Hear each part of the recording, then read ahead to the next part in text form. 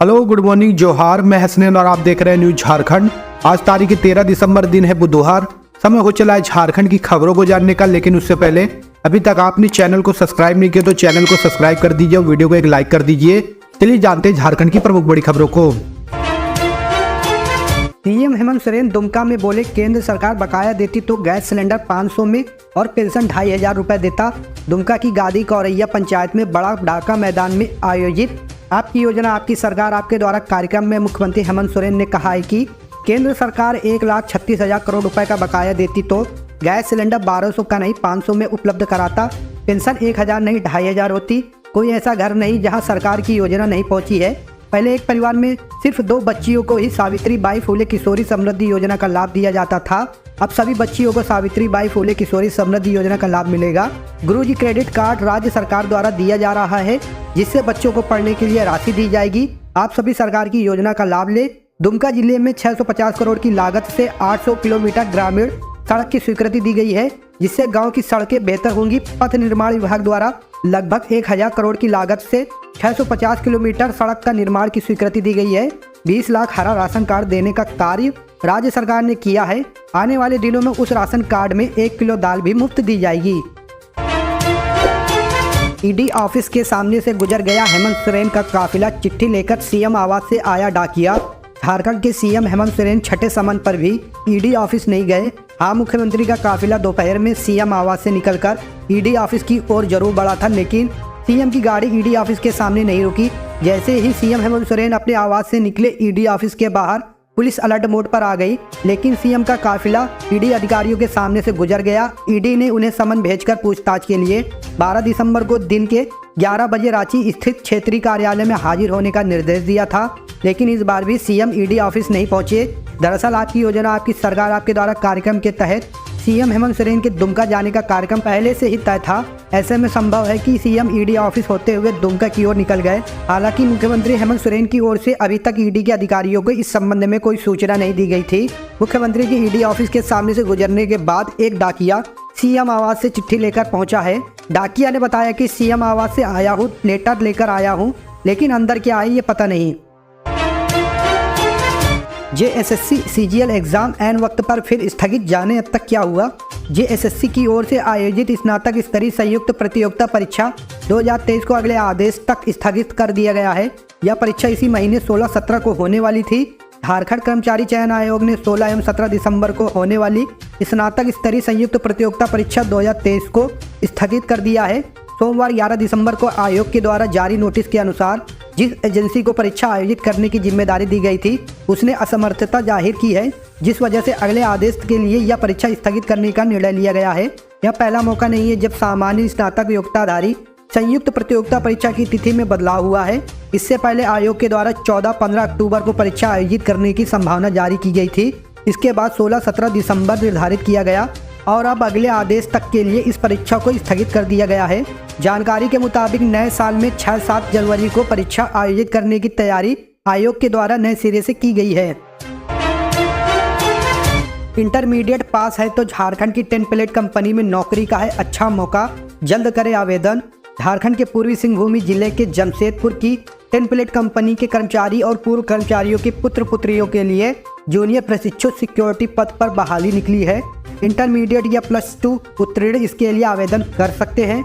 आवेदन जमा करने की आखिरी तिथि आज 13 दिसंबर 2023 है। कर्मचारी वार्ड को किसी भी विषय में न्यूनतम अंकों के साथ इंटरमीडिएट या +2 उत्तीर्ण होना चाहिए।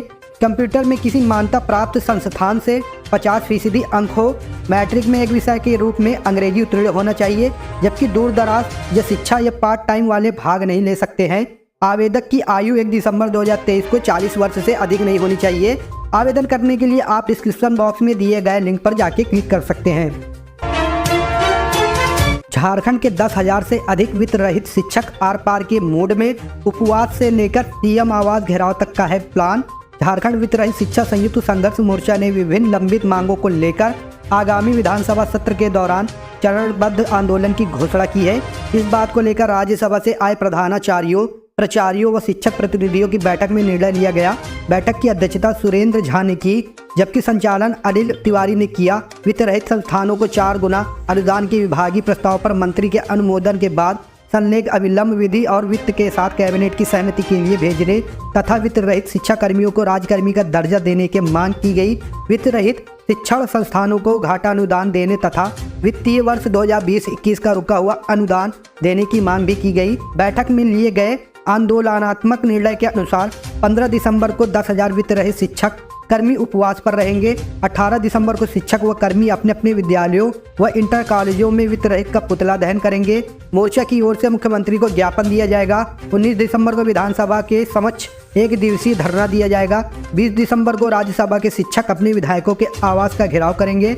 21 दिसंबर को भी शिक्षक विधायकों का घेराव करेंगे। मांगे नहीं मानी गई तो मुख्यमंत्री के आवास का घेराव किया जाएगा। इंतजार खत्म, 93 इंस्पेक्टर बने डीएसपी, जेपीएससी बोर्ड ने लगाई मोहर, जल्द जारी होगी अधिसूचना। 4 साल के लंबे इंतजार के बाद राज्य के 93 पुलिस निरीक्षकों को डीएसपी में प्रोन्नति हो गई। सोमवार को झारखंड लोक सेवा आयोग के बोर्ड की मोहर लग गई है। बोर्ड में जेपीएससी अध्यक्ष के अलावा गृह सचिव, डीजीपी भी मौजूद थे। बहुत ही जल्द अधिसूचना जारी होगी, जिसके बाद सूची सार्वजनिक हो जाएगी।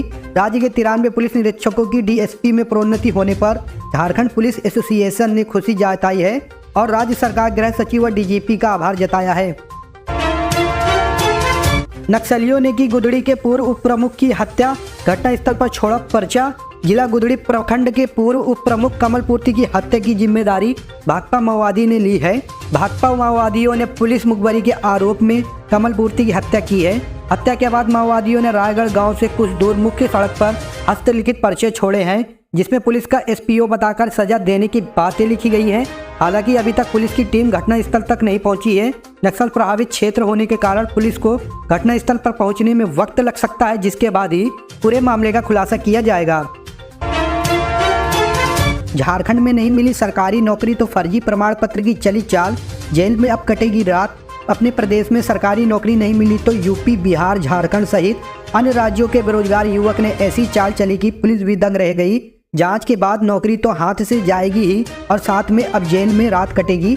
यूपी, झारखंड समेत अन्य राज्यों से युवा स्थानीय स्तर पर 10वीं के प्रमाण पत्रों में हेराफेरी कर रहे हैं और बाद में नौकरी के लिए उत्तराखंड के दूर दराज गाँवों को चयनित कर रहे हैं। डाक विभाग में विभिन्न पदों पर 10वीं कक्षा में अंकों के आधार पर होने वाली चयन प्रक्रिया में फर्जी दस्तावेज का बड़ा खेल चल रहा है। डाक विभाग में कार्यरत 4 कर्मियों के दस्तावेज अभिलेख सत्यापन के दौरान फर्जी पाए गए हैं। विभाग ने 4 को बर्खास्त करते हुए पुलिस में मुकदमा दर्ज किया है। देश भर में इन दिनों सहायक शाखा डाकपाल पद पर चयन 10वीं के अंकों के आधार पर होता है, यानी कि जिसके प्राप्तांक अधिक होंगे उसे ही नौकरी मिलेगी। इसका ही फायदा उठाकर विभिन्न राज्यों के युवा अपना 10वीं का फर्जी प्रमाण पत्र बनवा रहे हैं और नौकरी पा रहे हैं। सीमांत जनपद के विभिन्न डाकघरों में एक के बाद एक फर्जी दस्तावेज के जरिए नौकरी कर रहे कर्मचारी सामने आ रहे हैं। हैरानी की बात यह है कि इनमें अधिकतर कर्मी उत्तराखंड के बाहर यानी झारखंड, यूपी और बिहार के हैं। मुख्यमंत्री ग्राम गाड़ी योजना को लेकर बस संचालकों ने नई बसों के लिए लोन में मांगी और रियायत। मुख्यमंत्री ग्राम गाड़ी योजना के उद्घाटन के बाद भी देवघर जिले में अब तक एक भी बसों का संचालन शुरू नहीं हो सका है। इस योजना में तकनीकी अड़चनों का हवाला देकर बस संचालक रुचि नहीं दिखा रहे हैं और न ही जिला परिवहन कार्यालय में आवेदन आ रहे हैं। इसे लेकर डीटीओ शैलेंद्र कुमार ने सोमवार को कार्यालय कक्ष में एलडीएम राजीव कुमार और बस एसोसिएशन के प्रतिनिधियों के साथ बैठक की। उन्होंने कहा कि ग्रामीण और सुदूर क्षेत्रों में रह रहे लोगों को शहर से जोड़ने व आवागमन की बेहतर व्यवस्था करने के उद्देश्य से यह योजना की शुरू की गई है। निर्धारित रूटों पर बस संचालित करने वाले बस संचालकों को वाहन खरीद पर सब्सिडी का प्रावधान, निःशुल्क परमिट और फिटनेस शुल्क में भी रियायत का प्रावधान है। प्रति किलोमीटर के हिसाब से डीजल पर भी अनुदान की व्यवस्था की गई है। इस योजना के तहत वित्तीय प्रोत्साहन के तहत मात्र 1 रुपये से शुल्क में रोड टैक्स, परमिट शुल्क, वाहन निबंधन शुल्क देना होगा। डीटीओ ने कहा है कि बस संचालकों की समस्याओं के समाधान के लिए सरकार ने हर जिले के डीटीओ को अधिकार दिया है। डीटीओ हर महीने प्राप्त आवंटन के बाद बस संचालकों को उनके हिस्से की राशि सीधे खाते में भेजेंगे। केंद्र पर बरसे सीएम हेमंत सोरेन, बोले प्रदेश की छवि को धूमिल करने के लिए हो रहा केंद्रीय एजेंसियों का इस्तेमाल। झारखंड के मुख्यमंत्री हेमंत सोरेन ने आरोप लगाया कि केंद्र सरकार केंद्रीय एजेंसियों का गलत इस्तेमाल करके प्रदेश सरकार की छवि को धूमिल करने का काम कर रही है।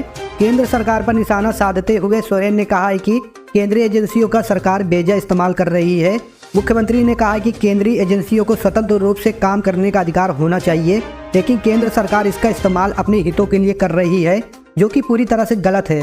मुख्यमंत्री हेमंत सोरेन बोकारो स्थित चास में एक सार्वजनिक सभा को संबोधित कर रहे थे। इस दौरान उन्होंने दावा किया कि उनकी सरकार अलग अलग योजनाओं के जरिए हर किसी तक पहुंचने की कोशिश कर रही है और सभी वर्ग के अधिकारियों को सुनिश्चित करने का अतिरिक्त प्रयास कर रही है। मुख्यमंत्री ने कहा कि प्रदेश में खनन किए गए कोयले का केंद्र सरकार पर झारखंड का 1 लाख करोड़ रुपए का बकाया है, जिसे केंद्र सरकार रिलीज नहीं कर रही है। वहीं विपक्ष पर बरसते हुए सोरेन ने कहा है कि पिछले 20 साल में पिछली सरकारों ने जो नहीं किया उसे हमने 3-4 साल में ही कर दिखाया है। सीएम सोरेन ने कहा है कि आज हर परिवारों को किसी न किसी योजना से जोड़ने का काम हमारी सरकार ने किया है। सरकार युवाओं को रोजगार दे रही है, लेकिन इसमें भी विपक्ष बाधा डाल रहा है। 3 राज्यों के परिणाम का झारखंड में दिख रहा असर, कांग्रेस और राजद ने कहा जल्द हो समन्वय समिति की बैठक। 3 राज्यों के विधानसभा चुनाव के परिणाम का असर झारखंड में दिख रहा है। अब यह सत्ताधारी दल के नेता कहने लगे हैं कि हमें इससे सबक लेना चाहिए। राजस्थान, मध्य प्रदेश और पड़ोसी राज्य छत्तीसगढ़ में हुए विधानसभा चुनाव में करारी हार का असर झारखंड में कांग्रेस और राजद पर साफ दिखने लगा है। छत्तीसगढ़ की हार से विचलित कांग्रेस के प्रदेश कार्यकारी अध्यक्ष बंधु तिर्की ने महागठबंधन की सरकार में समन्वय के लिए बनाई गई कोऑर्डिनेशन कमेटी की अविलंब बैठक बुलाए जाने की मांग की है। राष्ट्रीय जनता दल ने भी बंधु तिर्की की मांग का समर्थन किया है।